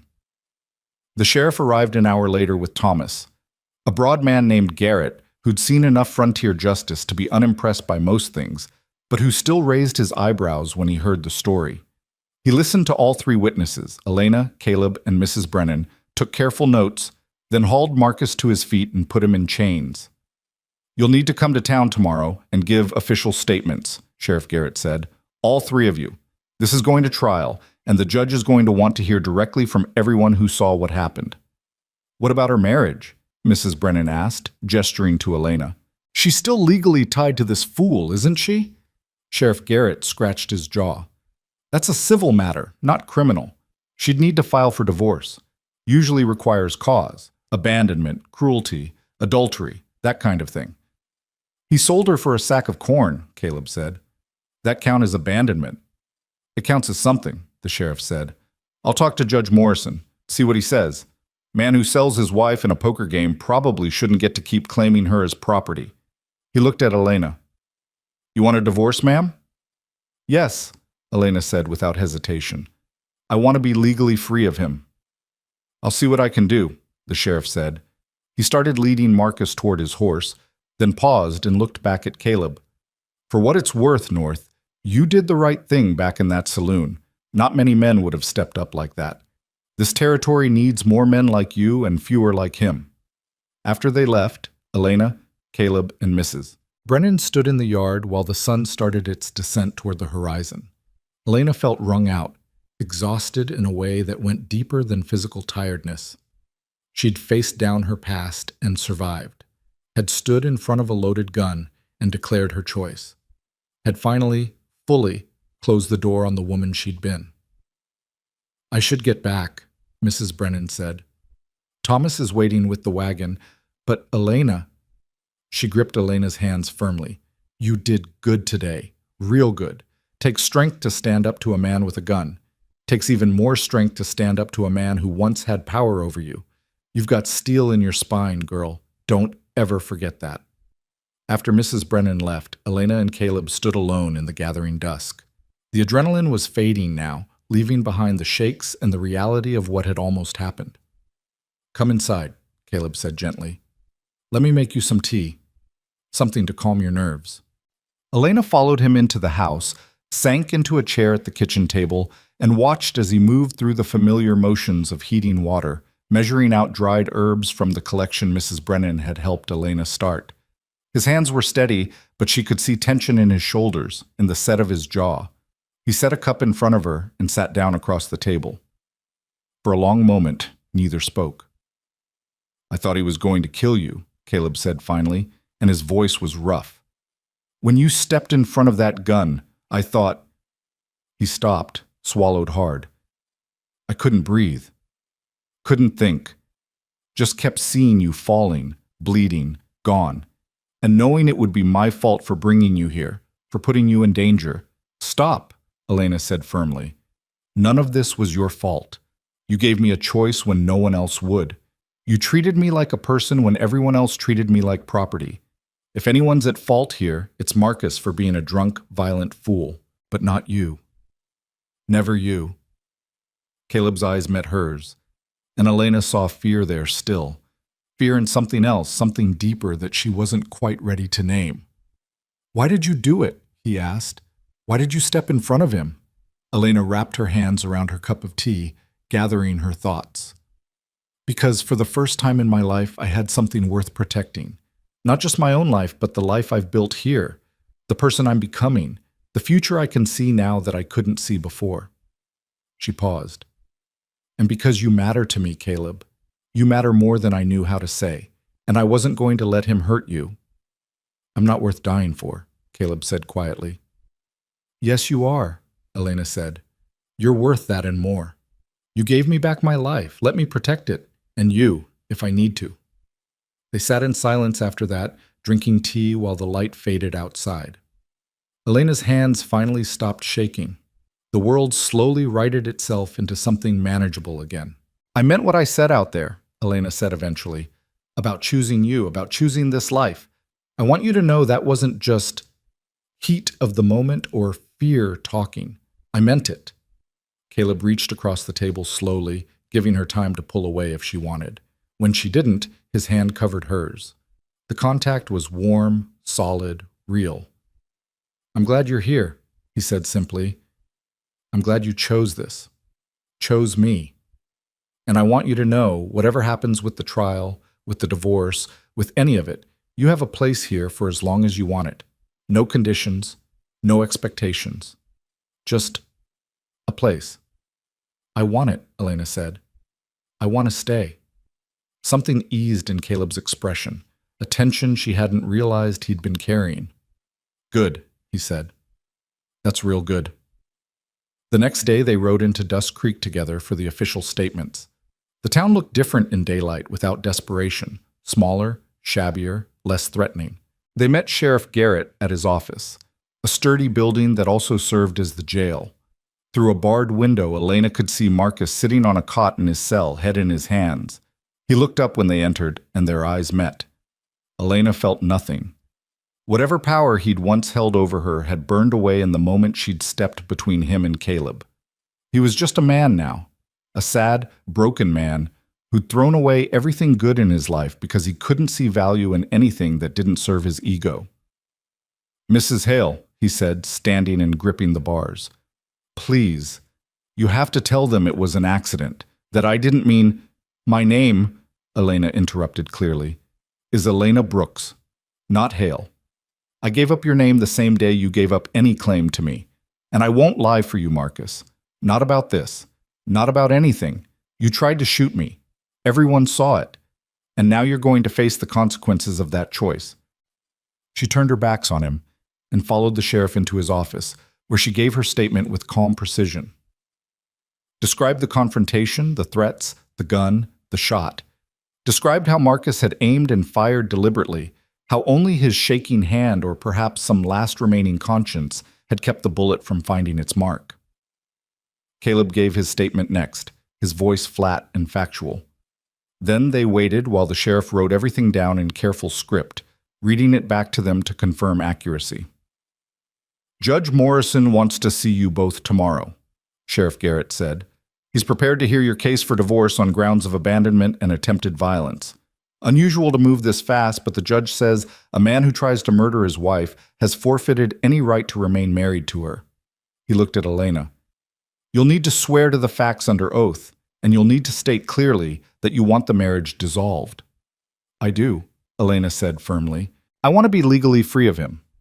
"Then be here tomorrow at 10 o'clock sharp," the sheriff said. "Judge Morrison doesn't tolerate lateness." They left the jail and walked through town toward the general store, where Elena needed to pick up supplies. People stared, some sympathetic, some merely curious, some openly judgmental. Elena kept her head high and ignored them all. In the store, the owner, a thin woman named Mrs. Kelsey, who'd always been kind despite Marcus's reputation, came around the counter and gripped Elena's hands.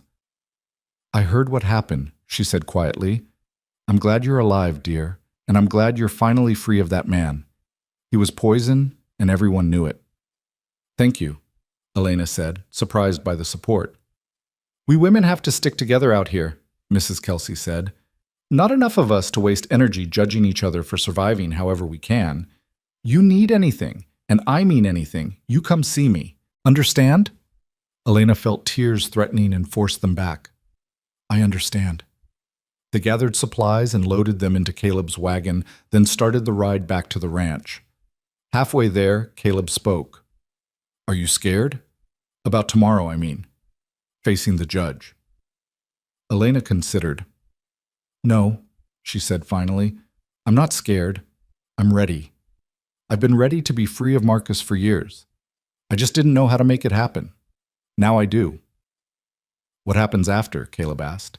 After the divorce is final. After all this is settled. What do you want then? It was the same question he'd been asking in different ways since the night he brought her home. What do you want, Elena? What do you need? What do you choose? He'd been teaching her all along that wanting was allowed, that her desires mattered. I want to stay, Elena said. I want to keep working the ranch with you, keep building the garden, learning from Mrs. Brennan, making this place better. She paused, gathering courage. I want to keep being around you, learning from you, building something with you. Caleb's hands tightened on the reins. Building what? Exactly. Elena took a breath. This was the edge of something, the precipice of change. She could step back to safety or step forward into unknown territory. 4 months ago, she would have chosen safety without thinking, but 4 months had taught her that safety without choice was just another kind of prison. A partnership, she said, not employer and employee, not rescuer and rescued, but partners. Two people choosing to build a life together because they want to, not because they have to. And after that? Caleb asked, his voice careful. If you want more than partnership someday, if you want... He stopped, started again.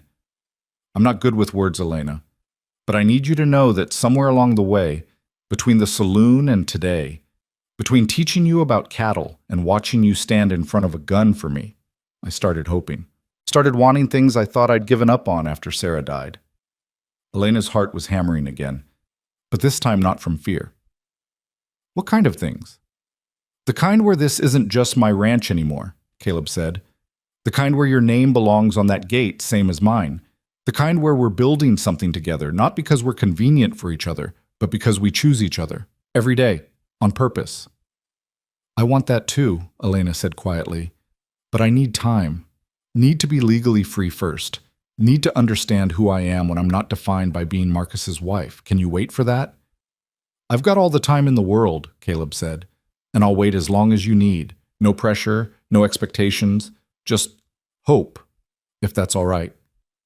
That's more than all right, Elena said, and she smiled, a real smile, full and genuine. That's everything.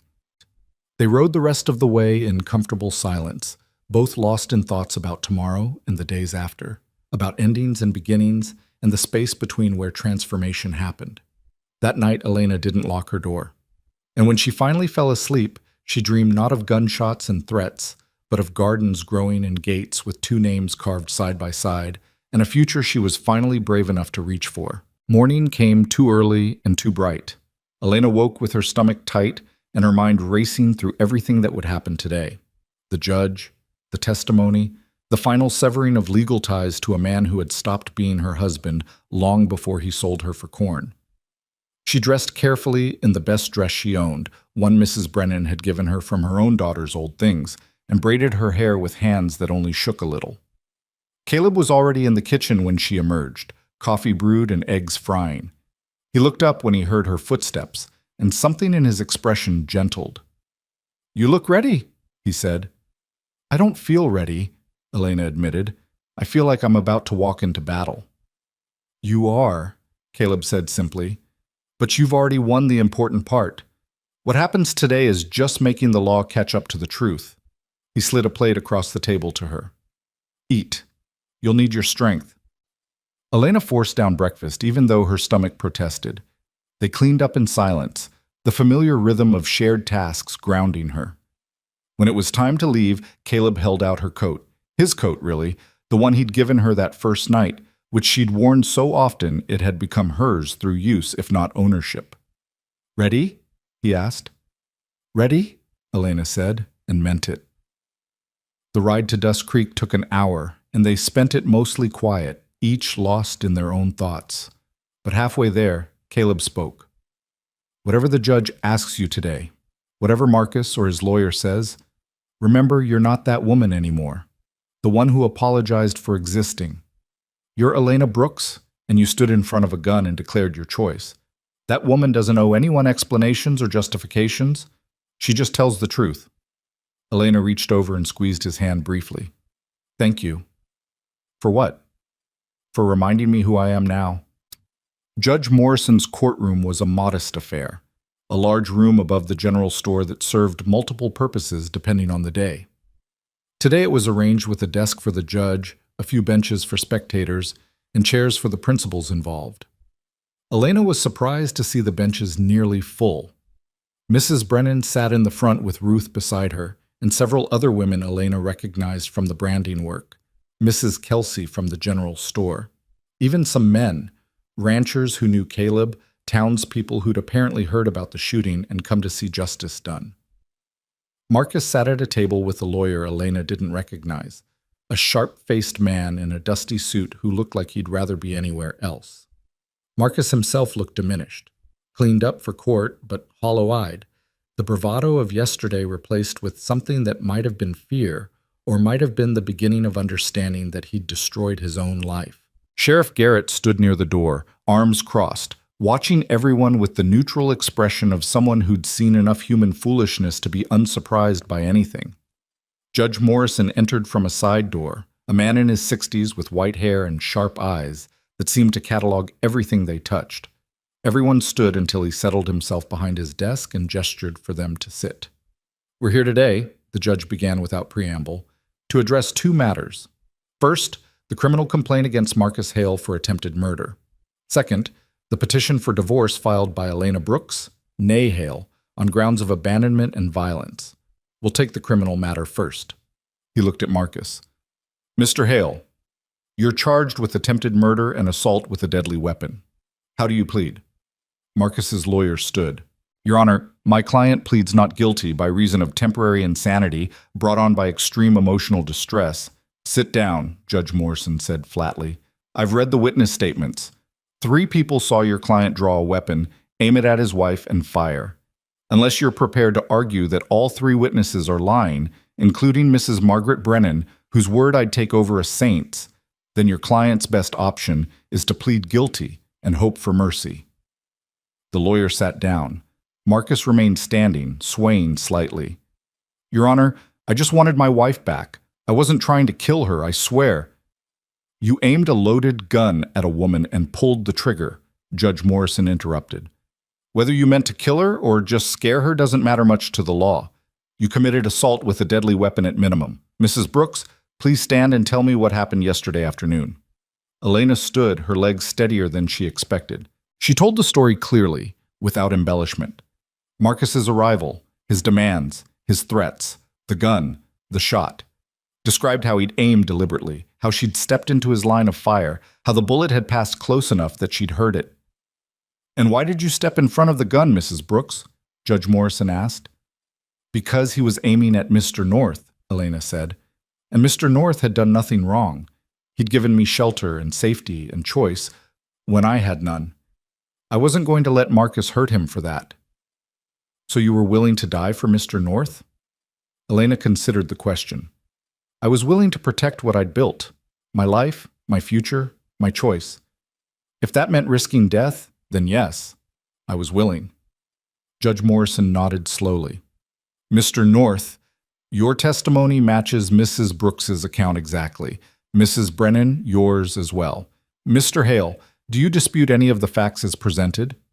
Marcus's lawyer stood again. "Your Honor, my client's memory of events is clouded by his emotional state. I asked Mr. Hale, not you," Judge Morrison said. "Mr. Hale, did you or did you not draw your weapon and fire at Mrs. Brooks?" Marcus looked at Elena, and she saw something break behind his eyes, the last resistance crumbling into acceptance. I did, he said quietly. I was angry. I was drunk.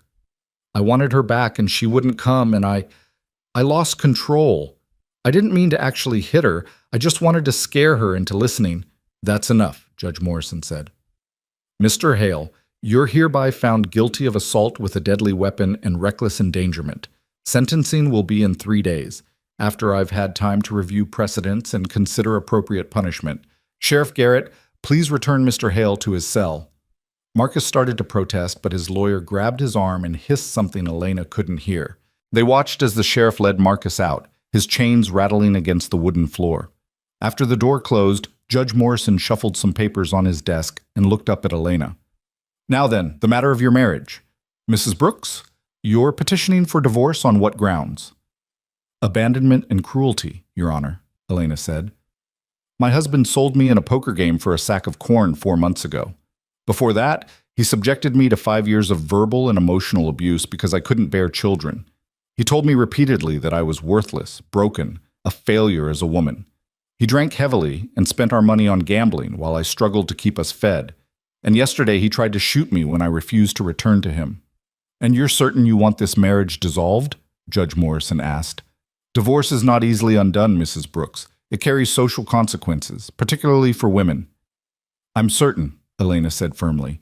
I would rather face whatever social consequences come than spend one more day legally bound to a man who treats women as property. Judge Morrison turned to Marcus's lawyer. Does your client contest the divorce? The lawyer looked pained. Your Honor, my client, that is, Mr. Hale wishes to preserve his marriage if possible. Mr. Hale tried to murder his wife yesterday, Judge Morrison said dryly. That doesn't suggest a strong desire to preserve marital harmony. Does he contest the specific grounds, the abandonment, the cruelty, the abuse? The lawyer shuffled through his papers. He maintains that the poker game was not legally binding, and therefore doesn't constitute abandonment. The poker game, Judge Morrison interrupted, in which he traded his wife for agricultural products, demonstrates beyond any doubt that he viewed her as property rather than as a partner. Whether it was legally binding is irrelevant. He abandoned his marital duties and obligations the moment he attempted to barter her like livestock. The judge looked at Marcus's lawyer with something approaching contempt. Unless you have actual legal grounds for contesting this divorce, sit down and let me do my job. The lawyer sat down. Judge Morrison pulled out a fresh sheet of paper and began writing. The scratch of his pen was loud in the quiet room. Elena stood perfectly still, barely breathing, while her future was written in ink and legal terminology. Finally, the judge looked up. Elena Brooks, I hereby grant your petition for divorce from Marcus Hale on grounds of abandonment, cruelty, and violent assault. Your marriage is dissolved effective immediately.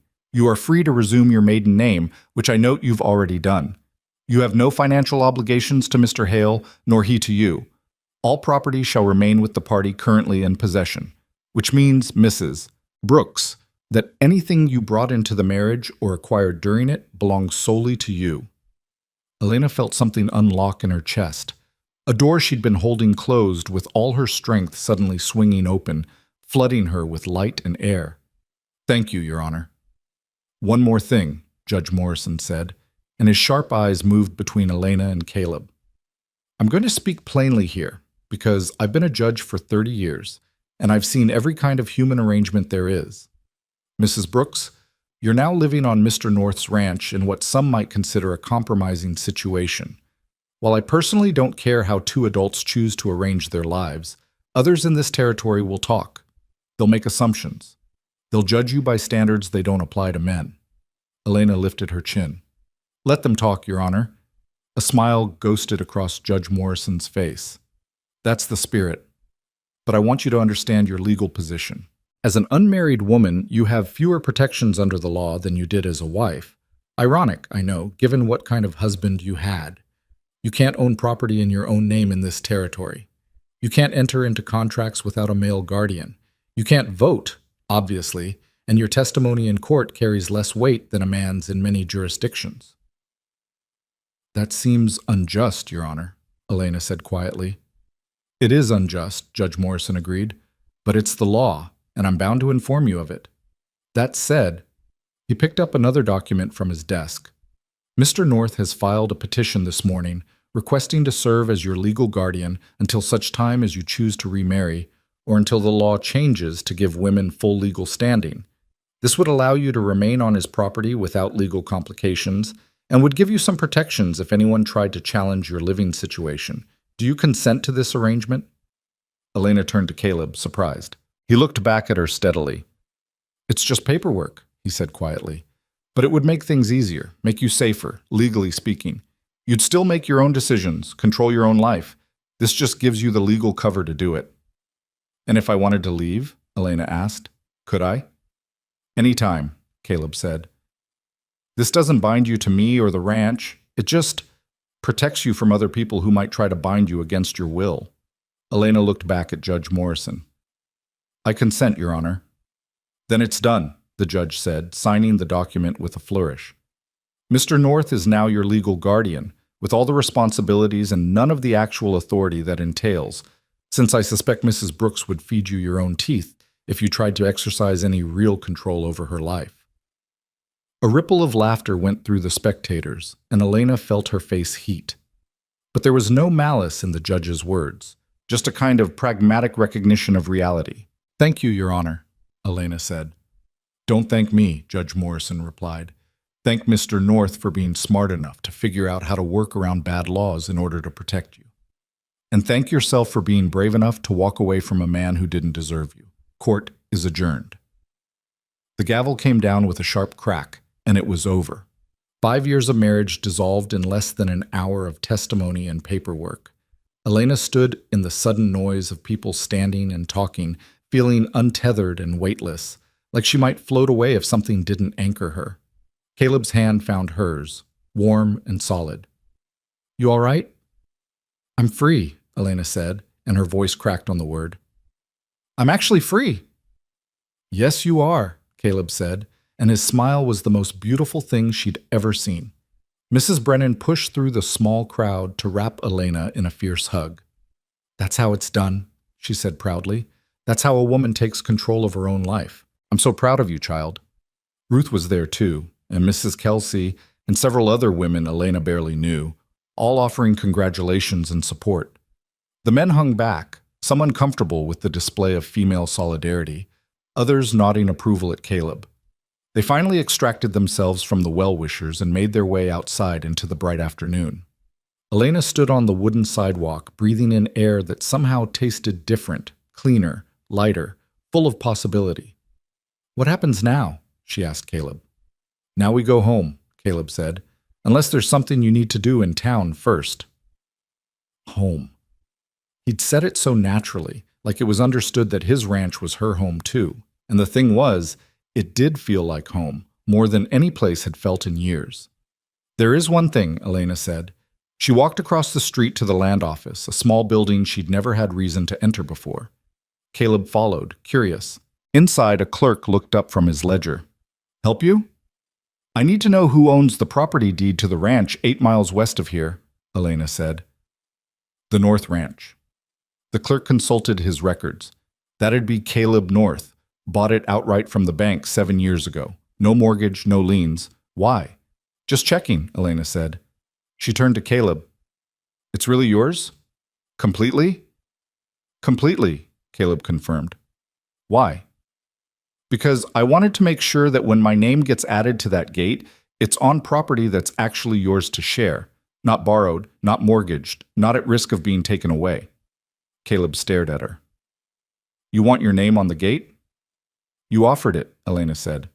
Yesterday, on the wagon. You said my name belonged there same as yours. I want that. I want everyone who comes to that ranch to know that I belong there by choice, not by accident or charity or anything else. That it's my place too. But something shifted in Caleb's expression, hope and wonder and something tender that made Elena's breath catch. Then we'll carve it together, he said. When we get home, your name next to mine, both of us equal. They rode back to the ranch in the afternoon light, and Elena watched the landscape roll past with new eyes. This was her territory now, her land, her home, her choice, not given to her by a man but claimed by her own decision, protected by her own courage. When they arrived, Caleb pulled the wagon up to the barn and helped Elena down. They stood together looking at the gate, a simple wooden arch over the entrance to the property with North Ranch carved into it in sturdy letters. "We'll need to make it bigger," Caleb said thoughtfully. "Add a second line underneath, Brooks and North Ranch, or North and Brooks, doesn't matter which way around." "Brooks and North," Elena said, "alphabetically. Seems fair." Caleb went to get his woodworking tools, while Elena changed out of her court dress into her practical work clothes, the pants and shirt that had belonged to Sarah, which Elena now thought of as simply hers. When she came back outside, Caleb had a measuring stick and was sketching plans on a piece of paper. "Come look," he said. "Tell me what you think." Elena studied his sketch. The new line would fit perfectly underneath the original, the letters sized to match. Brooks and North Ranch, in the same sturdy script. "It's perfect," she said.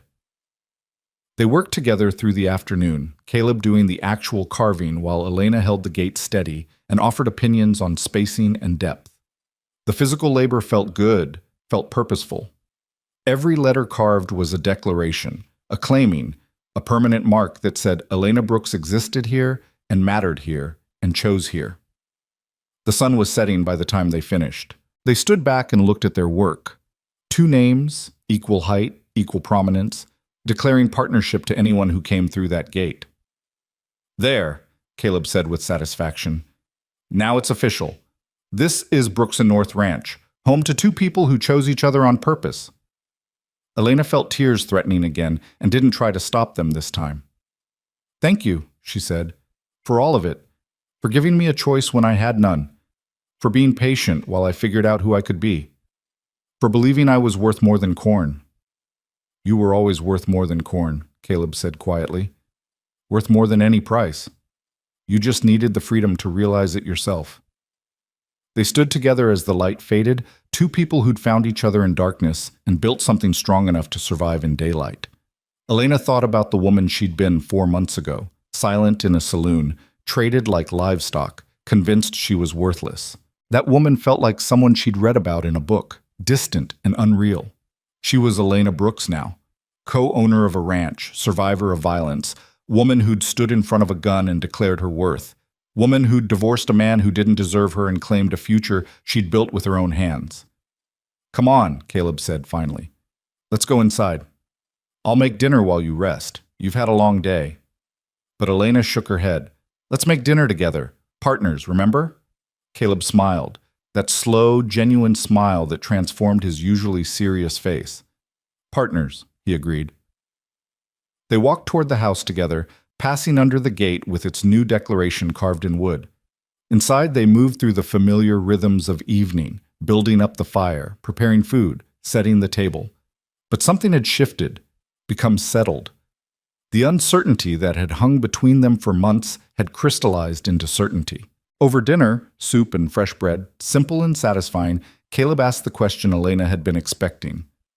"What happens now? I mean, we've got your name on the gate and the legal situation sorted, but what do you want for the future, long term?" Elena took a sip of water, gathering her thoughts. "I want to build this place up, make it more sustainable, more diverse. I want to expand the garden, maybe add some fruit trees. I want to learn everything you know about ranching and then figure out what I can add to it. I want—" She paused, then continued more quietly. "I want to figure out who I am when I'm not defined by what I lack. When I'm not Marcus's barren wife or Caleb's charity case. Just Elena Brooks, rancher, partner, woman who gets to decide her own worth." "You're not a charity case," Caleb said firmly. "You never were. You're the best decision I've made since I bought this place." "And what do you want?" Elena asked. "For the future, I mean." Caleb was quiet for a long moment. "I want what we're building right now. This partnership where we both contribute, both benefit, both choose to stay because we want to, not because we have to. I want—" He stopped, started again. "I want you to know that if you decide someday that you want more than partnership, I'm open to that conversation. But I'm not going to push, not going to make assumptions. What we have right now is enough. And if it stays this way forever, that's fine by me." Elena felt warmth spread through her chest. That's the first time a man has ever told me that what I am right now is enough. Not what I could be if I changed or what I should be according to some standard. Just enough as I am. You're more than enough, Caleb said. You're extraordinary, and I'll spend as long as it takes making sure you believe that. They cleaned up together after dinner, then sat on the porch in the gathering darkness, watching stars emerge one by one in the vast sky. A coyote called from somewhere in the distance. The horses moved quietly in their stable. The land breathed around them, alive and present. I'm happy, Elena said, surprised by the realization. Right now, in this moment, I'm actually happy. Good, Caleb said. You deserve to be. They sat in comfortable silence while the night deepened around them. And Elena thought about journeys and destinations, about how sometimes salvation came not in being rescued, but in being given the freedom to rescue yourself. About how the strongest foundations were built not on need, but on choice. 4 months ago, she'd been property. Tonight, she was a partner, sitting on the porch of a ranch that bore her name, planning a future she'd chosen for herself. It wasn't a fairy tale ending. It was better. It was real. Earned through courage and sustained by consistent daily choosing, and Elena wouldn't have traded it for anything. Summer arrived with the vengeance, turning the prairie gold and baking the earth until it cracked. Elena woke each morning before dawn to work in the garden before the heat became unbearable, her hands in the soil, coaxing life from dirt and water and stubbornness. The tomatoes she'd planted in May were heavy with fruit now, and she'd added squash, beans, potatoes, herbs that Mrs. Brennan swore by for cooking and medicine both. Caleb worked alongside her most mornings, the two of them moving in practiced synchronization, one weeding while the other watered, one harvesting while the other planned the next planting. They developed a language of glances and small gestures, communication that didn't require words. It was comfortable, this partnership they'd built, solid as the house they shared, reliable as the sunrise. But something was shifting beneath the comfort, like a current running under still water. Elena felt it in the way Caleb's hand would linger a moment too long when passing her tools. Felt it in the way his eyes followed her across the yard. Felt it in her own quickening pulse when he rolled up his sleeves and she caught sight of the corded muscles in his forearms, weathered and strong from years of hard labor. They were circling something, had been for weeks now. Ever since the divorce, ever since her name had been carved into that gate alongside his. A question neither was quite ready to ask, an answer neither knew how to give. 2 months had passed since Judge Morrison dissolved her marriage. 2 months of Elena learning what it meant to exist without fear, without expectation, without the crushing weight of being insufficient.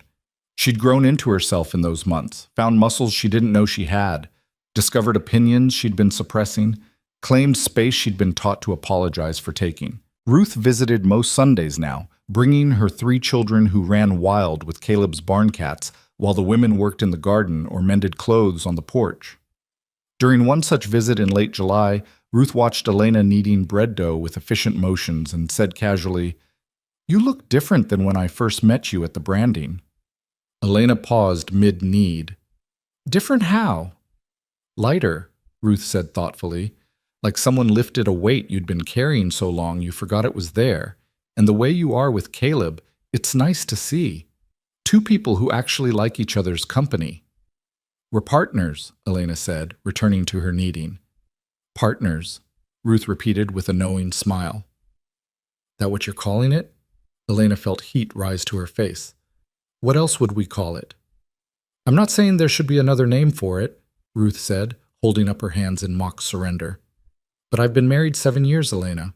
I know what it looks like when 2 people are dancing around feelings they're not quite ready to name. And you and Caleb? You're dancing." After Ruth left, Elena stood on the porch, watching the sun set in brilliant oranges and reds, thinking about dancing and naming and the gap between wanting something and being brave enough to reach for it. She'd claimed so much already, her freedom, her name on a gate, her place in this world. But claiming another person's heart, offering her own in return, that felt like a different kind of courage. The next morning, Sheriff Garrett appeared at the ranch with news. Elena was collecting eggs when she saw him riding up, and her stomach clenched with old instinct. Authority meant trouble, meant consequences, meant nothing good. But Caleb was already walking out to meet him, and the sheriff was smiling, so perhaps not all trouble after all. "Mrs. Brooks, Mr. North," Sheriff Garrett called out, dismounting. "Got some news from Judge Morrison you'll want to hear." Elena set down her egg basket and joined them. "What kind of news?" "Marcus Hale's sentencing came through yesterday," the sheriff said. "Judge gave him 5 years for assault with a deadly weapon to be served at the territorial prison in Canyon City. No chance of early release given the nature of the crime. He's being transported there tomorrow morning." Elena felt something release in her chest that she hadn't realized she'd been holding. 5 years, she repeated. "Could have been worse," Sheriff Garrett said. Judge was inclined toward 10, but Marcus's lawyer argued that his intoxication and emotional state should be considered mitigating factors. Judge compromised at 5, said it was enough time for a man to either find redemption or confirm his own damnation. "Thank you for letting us know," Caleb said. "There's one more thing," the sheriff said, pulling an envelope from his coat. "Marcus wanted me to give you this, Mrs. Brooks. I read it first. It's my job to review prisoner correspondence, and I can tell you it's not threatening, but you don't have to take it if you don't want to." Elena stared at the envelope like it might bite her. Part of her wanted to refuse it, burn it unseen, deny Marcus even this small connection. But another part, the part that had spent 2 months learning to face difficult things head-on instead of hiding from them, needed to know what he had to say. "I'll take it," she said, accepting the envelope. After the sheriff left, Elena walked out to the far pasture where she could be alone. She sat under a cottonwood tree, the envelope heavy in her hands, and almost convinced herself not to open it. But finally, curiosity and perhaps some lingering sense of closure won out. She broke the seal and unfolded the single page inside. Marcus's handwriting was shakier than she remembered, probably from withdrawal or stress or both. The letter was brief. "Elena, I don't expect you to forgive me. I don't deserve it, but sitting in this cell for 2 months has given me time to think, without the fog of whiskey dulling my brain, and I need to say some things even if you never respond. You were never the failure. I was. I took a good woman and tried to break her down into something I could control because I was terrified of my own inadequacy. I blamed you for not giving me children when the truth is I would have been a terrible father. I can see that now. Everything you said that day was true. I threw away something valuable because I couldn't see its worth. And when you found someone who could see it, I tried to destroy it because I couldn't stand watching you be happy with another man when I'd made you so miserable. I'm not asking for forgiveness or reconciliation. I'm just saying I'm sorry. Sorry for wasting 5 years of your life. Sorry for making you believe you were broken when you were whole all along. Sorry for trying to kill you when you finally found the courage to choose yourself. I hope you build a good life with Caleb North. He's a better man than I'll ever be, and you deserve someone who sees you clearly, who knows what he has." Marcus Elena read it twice, waiting for tears or anger or some strong emotion, but all she felt was a distant sadness for the waste of it all. 2 people trapped in a marriage that served neither of them, both damaged in different ways by expectations neither could meet. She folded the letter and tucked it into her pocket. She wouldn't keep it, would probably burn it eventually. But for now it served as a reminder of where she'd been and how far she'd traveled.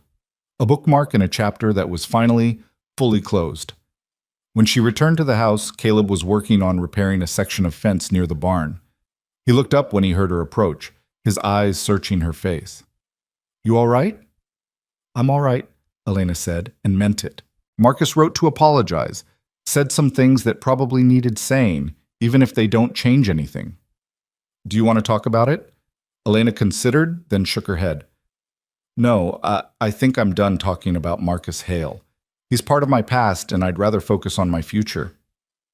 Something flickered across Caleb's face. Relief, hope, something tender. "Your future," he repeated. "What does that look like to you?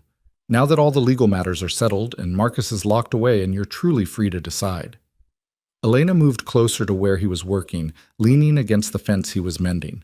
The question hung between them, heavy with implications. "I think you know what I want," she said quietly.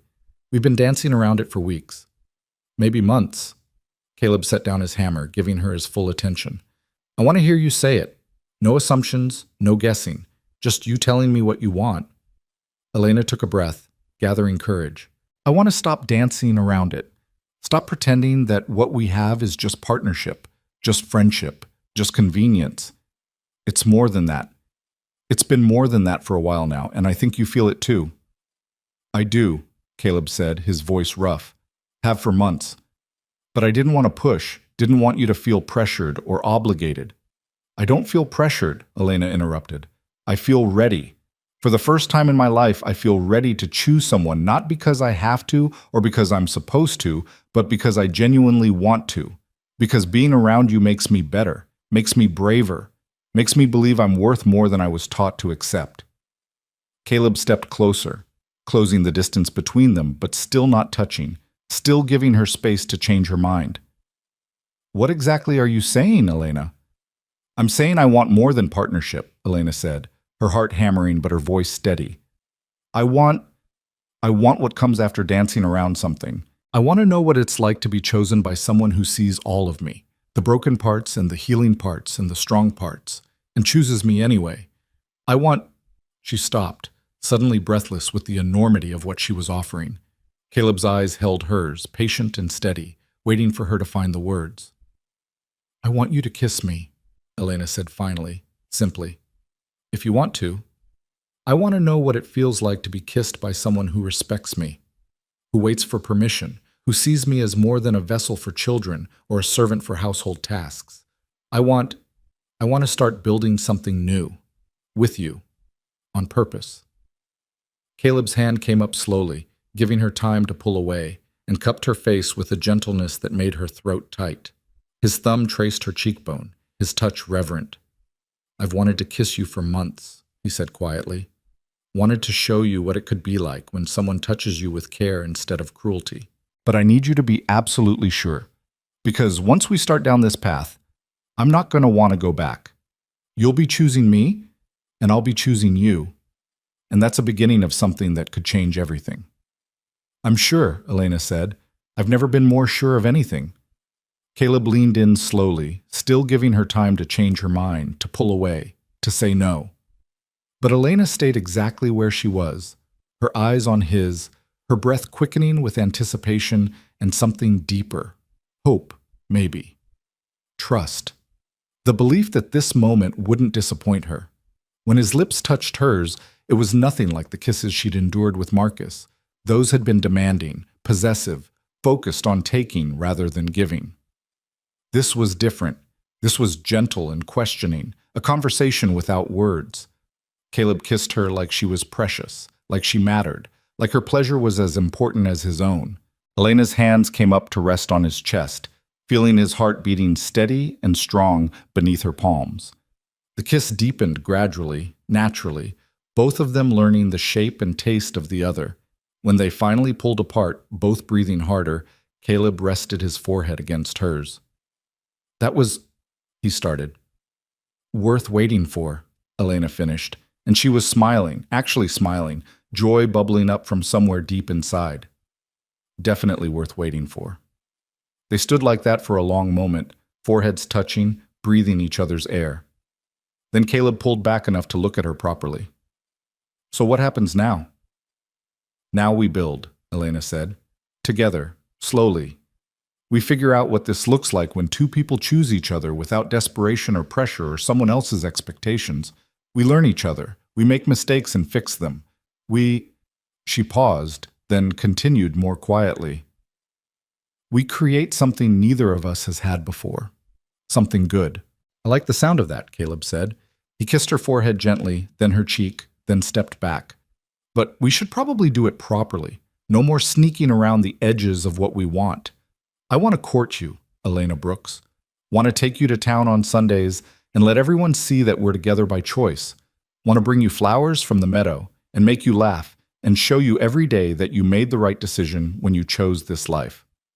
You already do show me that, Elena said. Every day, in 100 small ways. Then I'll find 100 more, Caleb promised. Over the following weeks, true to his word, Caleb courted Elena with the same quiet consistency he brought to everything else. He brought her wildflowers and left them on the kitchen table where she'd find them in the morning. He taught her to ride better, taking her on long trips across the ranch to show her places he loved. A hidden spring where deer came to drink. a ridge where you could see for miles, a stand of aspens that turned gold in autumn. He asked her opinion on ranch decisions, listened carefully to her ideas, implemented the ones that made sense, and Elena courted him back in her own way. She learned what foods he liked best and made them without being asked. She mended his favorite shirt when it tore, fixing it so carefully the repair was nearly invisible. She sat with him in the evenings and told him stories about her childhood, the good memories she'd buried under years of bad ones, teaching him who she'd been before Marcus, who she was becoming now. They kissed often, learning each other through touch. But Caleb never pushed for more, never assumed that one kind of intimacy entitled him to another. He let Elena set the pace, following her lead, showing her through patience that her comfort mattered more than his desire. In September, Mrs. Brennan visited with news that the territorial legislature was debating a bill that would give married women the right to own property in their own names. Probably won't pass this session, she said pragmatically, but the fact they're debating it at all means things are changing, slowly, too slowly for those of us who'll be dead before we see real equality, but changing nonetheless. How long do you think, Elena asked, before women have the same rights as men? Mrs. Brennan laughed, but it was tired. Longer than I'll live to see, but maybe not longer than you will. Your generation, the ones coming after, you'll push further than we could. You'll make changes we could only dream about. After Mrs. Brennan left, Elena and Caleb sat on the porch watching the sunset. Elena was quiet, thinking about rights and changes and futures that might not include the people who fought hardest for them. "What are you thinking about?" Caleb asked. "About how much had to be wrong before I could find my way to something right," Elena said slowly. "About how I had to be sold like property before I could understand I was never property at all. About how Marcus's cruelty led me here, to you, to this life. And I don't know if I should be grateful for the journey or angry about the necessity of it." "You can be both," Caleb said. "Things can be terrible and transformative at the same time. What matters is what you do with it, what you build from the wreckage." "And what are we building?" Elena asked. Caleb was quiet for a moment.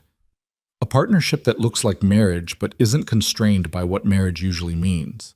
Two people choosing each other every day, sharing a life, sharing work, sharing themselves. Building something that matters to both of us, not because the law requires it or society expects it, but because we want it." "That sounds nice," Elena said, "but also fragile.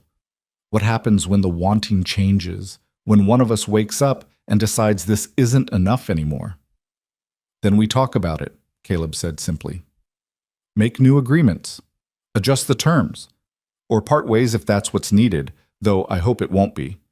The difference between this and what you had with Marcus is that this is built on choice, on consent that can be given or withdrawn, on the understanding that neither of us owns the other." Elena reached over and took his hand, lacing their fingers together. "I don't want to part ways. I want to keep building this, want to see what it becomes when we give it time and care and honest effort." "Me too," Caleb said, squeezing her hand gently. October brought the first frost, and with it a decision that had been growing in Elena's mind for weeks. One morning over breakfast, she said carefully, "I've been thinking about the house, about our sleeping arrangements." Caleb looked up from his coffee, alert. "All right. We each have our own room," Elena continued, "which was necessary at first, essential even. I needed that space, that door I could lock, that guarantee of privacy, but I don't need it anymore. Or rather," she corrected herself, "I don't want it anymore. I want to share a room with you, share a bed, share that kind of intimacy." Caleb set down his cup carefully. "You're sure? There's no rush, Elena. We can keep things as they are for as long as you need." "I'm sure," Elena said firmly. "I've had 6 months to figure out who I am without a man controlling my body and my space. And what I've figured out is that I'm someone who wants to share herself with you. Not because I have to, not because it's expected, but because I choose to, because I trust you. Because I want to know what it's like to be intimate with someone who sees me as an equal partner." Caleb's hand found hers across the table. "Then we'll take it slow. Learn each other. You tell me what you want, what you don't want. You stop me if anything doesn't feel right. This is about both of us, But your comfort comes first, always. That night, Elena moved her few possessions into Caleb's room, the larger of the two bedrooms with windows that faced east to catch the morning sun. They talked through the afternoon about expectations and boundaries, about Elena's fears and Caleb's promises. And when they finally came together in the big bed with its warm quilts and soft pillows, it was nothing like what Elena had known before.